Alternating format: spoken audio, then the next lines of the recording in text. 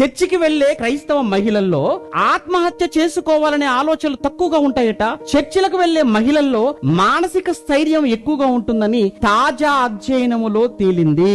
అటు చర్చిలకు వెళ్లని మహిళల్లో 5 రెట్లు ఎక్కువగా ఆత్మహత్యలకు పాల్పడే అవకాశాలున్నాయట.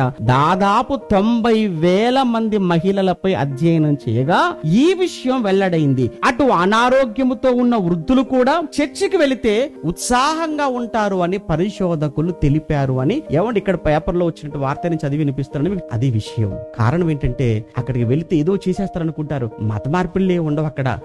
మనసుకు ఆహ్లాదాన్ని, మనసుకు ఆనందాన్ని, మనసుకు ధైర్యాన్ని ఇచ్చేటువంటి మాటలు. అమ్మా ఎందుకమ్మా బాధపడుతున్నావు, ఎందుకమ్మా కష్టాల్లో ఉన్నావు, నువ్వు దేవుడు లేడా?